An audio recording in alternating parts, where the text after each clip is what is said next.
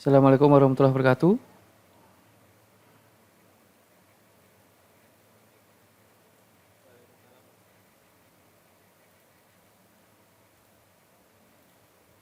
Kita lanjutkan praktikum mata kuliah praktikum dasar pemrograman pertemuan keempat ini ya, prakteknya.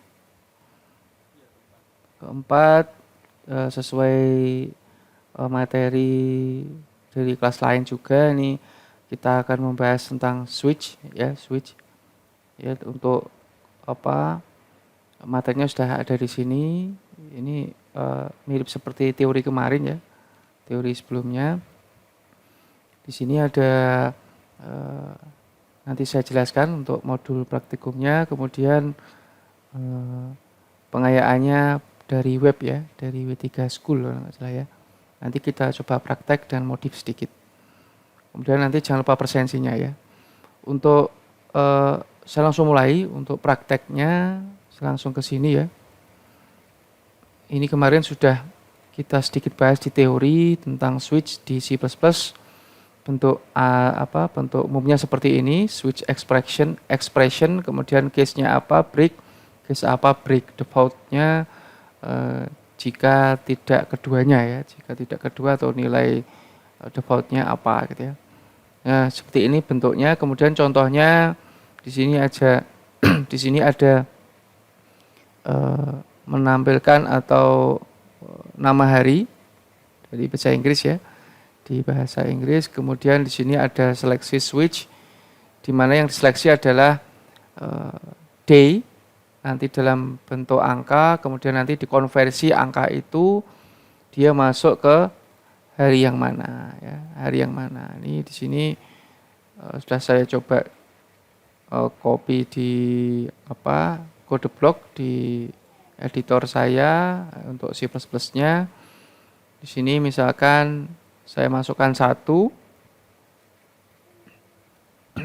nanti harusnya masuk sini ya. Jadi satu nanti diseleksi di sini satu itu masuk yang mana, masuk case yang mana, gitu ya. Ini kalau yang satu berarti langsung mande ya. Jadi ini coba saya jalankan. Nah, ini ya langsung ke mande ya. Ketika saya ganti 2, saya simpan, kemudian saya build and run, ini masuk Tuesday ya, Selasa. Nah, seperti itu seterusnya ya sampai ke 7. Ketika nanti di sini tidak ada default-nya ya, tidak ada default-nya. Jadi kalau misalkan saya kasih 8, nah tidak ada default-nya di sini ya, tidak ada. Ya, jadi nanti kalau mau dikasih nanti tinggal ditambahkan defaultnya ini, defaultnya saya kasih misalkan ini saya copy, langsung saya paste di sebelum break, sebelum kurung kurawal ya. Nah, ini saya tata dulu. Seperti ini ya, default XXX gitu ya. Nah, gini kemudian saya coba jalankan. Nah, ini ya XXX. Nah, jadi itu ketika yang kita masukkan tidak ada di case, gitu ya. Jadi yang masuk adalah defaultnya, gitu ya. Itu untuk yang contoh dari W3 School di pengayaannya. Sekarang kita coba modifikasi di sini.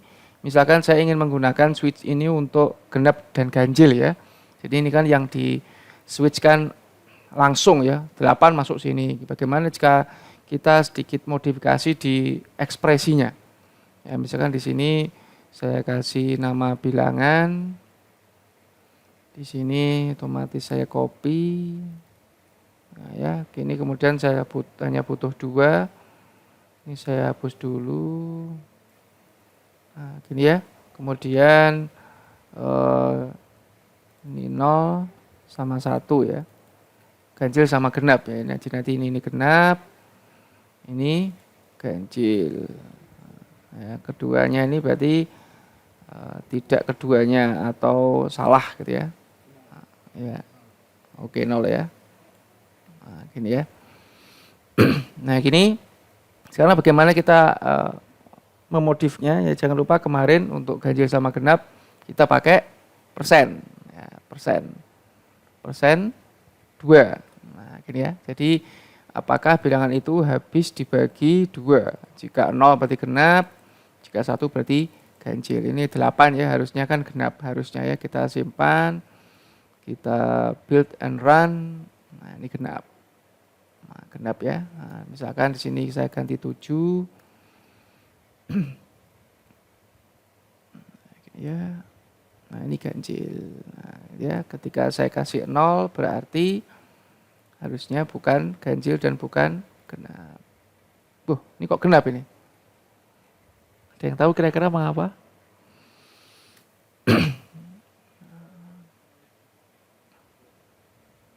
Ini itu ya, jadi apa harusnya ini nanya nih? Jadi bagaimana agar 0 itu dideteksi 0 ya, bukan ganjil, bukan genap. Di di switch case ya. Kalau di if kan gampang ya. Sudah tahu kan ya kalau di if. Ya. Bagaimana ini? Ngakalinya gimana ini?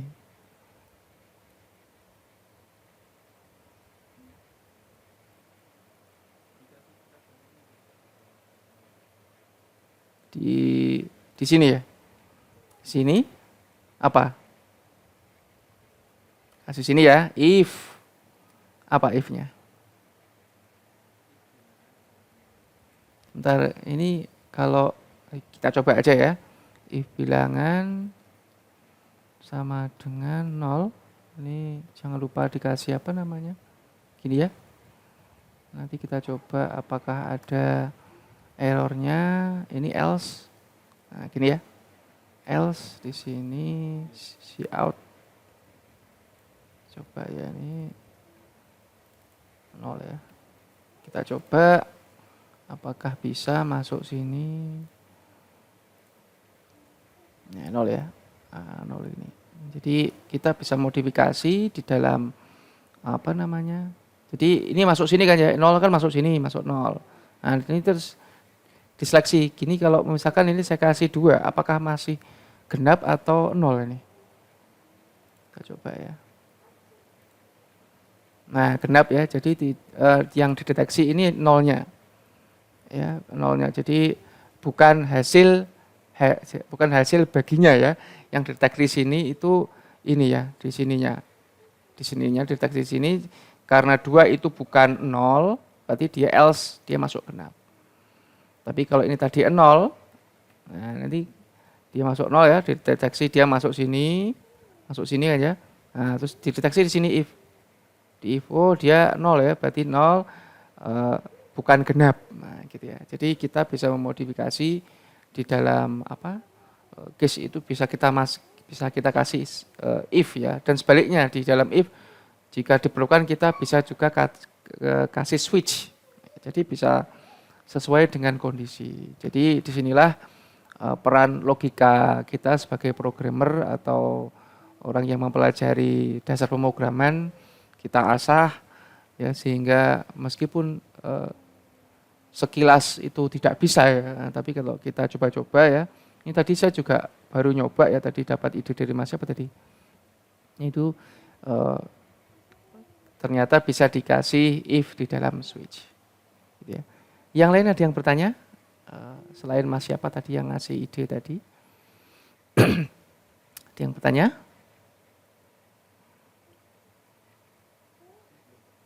Ya.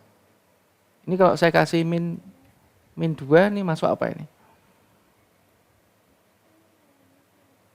Negatif 2.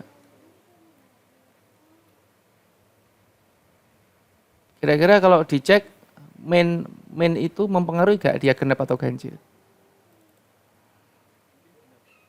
Ya, jadi yang jadi batas genap ganjil itu sisanya ya. Kita coba aja di sini. Nah, dia masuk genap ya. Jadi tidak masalah dia negatif atau positif, sebatas dia sisanya itu 0 atau min 2 dibagi 2 ya. Min 2 dibagi 2 itu kalau sisanya 0 dia masuk ke genap. Nah, gitu ya. Jadi ini kalau mau dimodif lagi misalkan negatif sama positif, jadi bisa kita ubah di sini jika bilangan itu lebih besar sama dengan 0. Gini ya. Nah, misalkan seperti ini misalkan nanti ngefek ya, ini saya cut dulu ya, nanti akan muncul ketika kita coba ya. Nah, di sini bilangan itu 0, ini apa yang harus saya ganti kira-kira?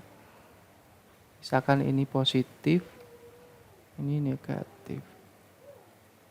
Apa yang harus saya ganti kira-kira?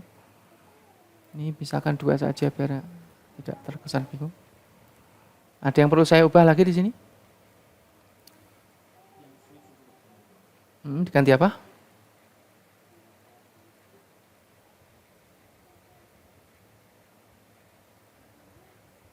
Diganti apa kira-kira? Jadi switch ini kan untuk kondisi ya. Jadi nanti kan 2, apakah 2 itu lebih dari 0? Nah, itu sini apa ini isinya?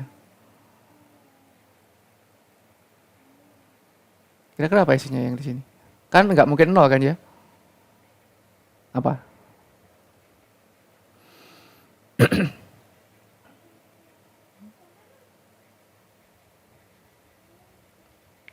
Apa kira-kira? Ya, coba ya, ini harusnya ini true dan false ya. True dan false, tapi coba saja kita bisa nggak di sini seperti ini.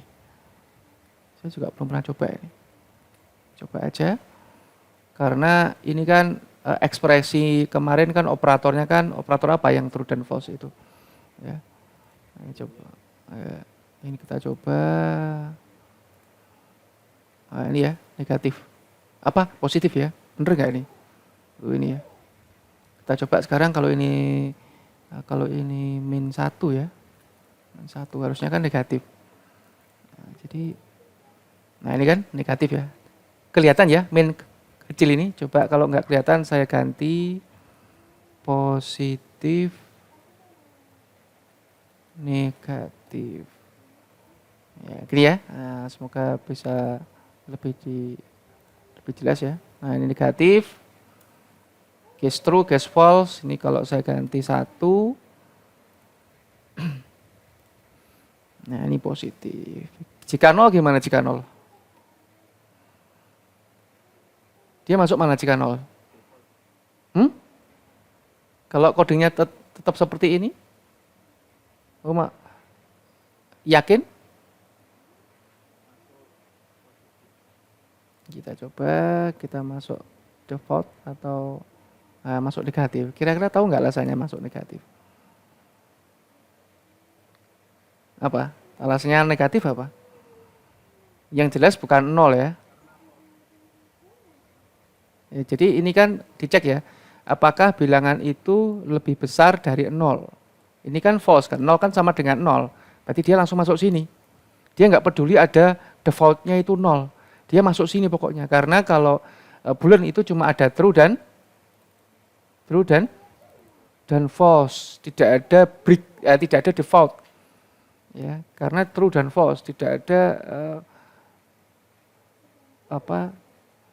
true dikit, false banyak itu nggak ada. Jadi boolean ya. Kayak seperti saklar itu on sama off ya. Tidak ada setengah on, tidak ada setengah off ya. Jadi ini sebenarnya ini nggak perlu. Ya, kalau Anda ingin membuat 0 berarti Anda harus buat bagaimana agar tidak hanya true dan false.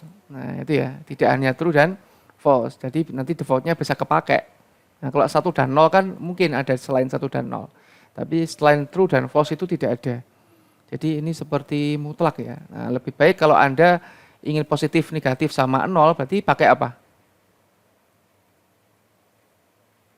Jika ada positif, negatif, dan 0, berarti Anda pakai apa?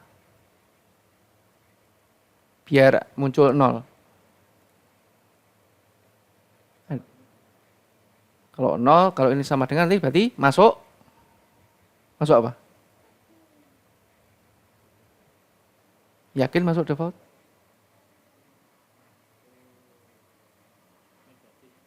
Kita coba aja ya. Kita coba masuk positif. Mengapa kok masuk positif? Masuk sini. Diperhatikan di sini. Bilangan sama dengan 0. Switch bilangan lebih besar sama dengan, ada sama dengannya. Berarti kan true. 0 masuk kan ya? 0 masuk kan? Nah, masuk sini kan? Masuk true kan? Makanya dia positif. Ya.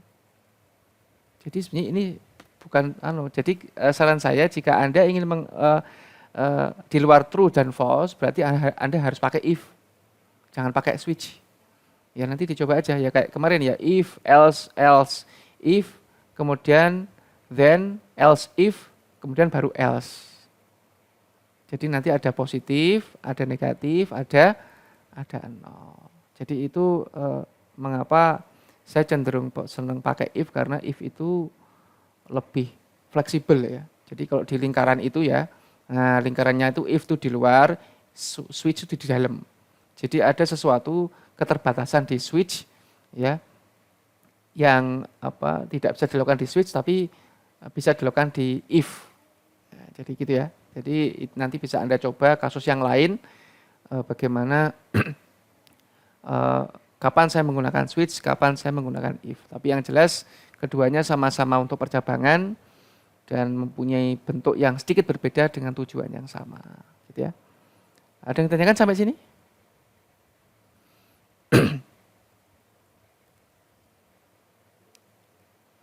Ada yang ditanyakan sampai sini? Oke, saya masuk ke materinya. Percabangan seleksi menggunakan switch. Nah, di sini mirip dengan if dengan kondisi yang lebih syarat yang lebih sederhana. Bentuknya seperti ini. Kondisi case 1, case 2, case 3 dengan beberapa perintah dan ada defaultnya juga. Ya, di sini percobaannya sila-sila kemarin ya, tentunya Anda kemarin masih ingat waktu di teori. Kemudian latihannya di sini. Nah, ini kayak menu ya. Anda tahu ya menu program. Tahu ya menu? Misalkan saya masukkan nilai A-nya 9, nilai B-nya 1, kemudian pilihlah menunya. Nanti kalau saya klik 1, isi 1, berarti nanti ini dijumlahkan, hasilnya 10. Kalau dikurangi berarti 8, dan seterusnya. Nah, gitu ya, seperti ini.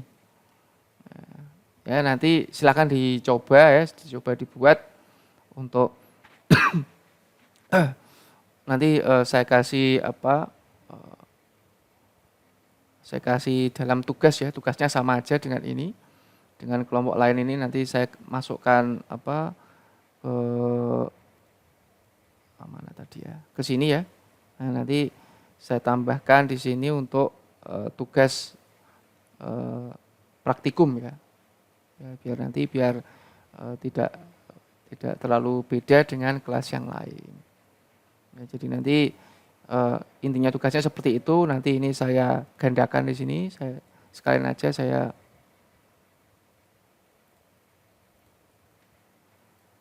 nanti gini. Ini kelas saya edit dulu.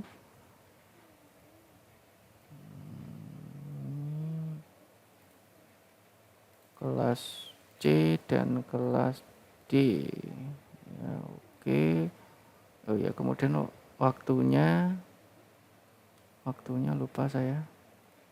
Ini hari apa nih? Hari Kamis tanggal berapa? 14 ya? 14 sampai minggu depan berarti tanggal 21 ya. 21, ini misalkan 22. Ya, jadi nanti ininya satu file aja. Size up-nya limitnya 1 MB ya. 1 MB, kemudian nanti silahkan dikasih coding dan screenshot hasil kayak tadi, gitu ya. Nanti pribadi, jadi saya harapkan nanti enggak nyontek meskipun soalnya sama ya. Ini saya pilih dulu tipenya PDF aja ya, biar PDF aja. Nah, gitu ya. Saya save. Nah, ini untuk tugasnya, tugas praktikumnya, untuk laporan praktikum keempat, untuk kelas C dan D, tadi saya kasih waktu seminggu, harusnya cepat bisa ini ya, cepat bisa. Ya. Atau gini aja ya, saya ganti ya, biar nggak sama dengan kelas yang lain. Saya ganti, saya kasih keterangan di sini nanti. 1, jadi nanti gini aja ya, biar nggak sama dengan kelas yang lain. Misalkan saya kasih bentuknya di sini, pilih hitung luas ya, hitung luas. Jika 1 itu persegi panjang, 2 segitiga, 3 lingkaran, gini aja ya, biar beda ya. Nah, gini, hitung luas nanti berarti Anda menggunakan switch jika nanti pilih 1 itu panjang kali lebar dan seterusnya, segitiga apa, lingkaran apa, gitu ya. Bisa dipahami? Oke ya, lebih gampang sih kayaknya. Ya kan cuma 3. Nah, itu untuk tugasnya praktikum kelas C dan nanti untuk kelas D, gitu ya. Sampai sini ada yang bertanya sebelum saya akhiri? Kelas kemarin berarti teori ya? Mengapa? Kenapa? Ya dicoba terus ya, coba terus ya. Berarti kalau sudah sampai situ berarti ya dikit lagi. Nah, dikit lagi. Jadi nanti ada perlakuan khusus ya untuk setelah akhir itu ya, ada perlakuan khusus. Jadi silakan dimainkan logikanya, mainkan imajinasinya ya, nanti agar seperti itu, bisa seperti itu ya maksudnya, bisa nanti di digit terakhir tidak ada komanya. Terus berusaha ya, terus berusaha. Ya silakan, nggak apa-apa. Jadi intinya outputnya seperti itu, caranya bebas. Caranya nanti kan macam-macam kalau setiap programmer. Ya, nanti silakan ya, silakan menggunakan cara yang Anda pahami, yang penting outputnya seperti itu. Gitu ya. Ada lagi? Ada lagi yang bertanya? Tidak ada? Halo? Oke, saya Christian. Terima kasih atas perhatiannya. Semoga bisa dipahami dengan baik. Saya tutup. Assalamualaikum warahmatullahi wabarakatuh.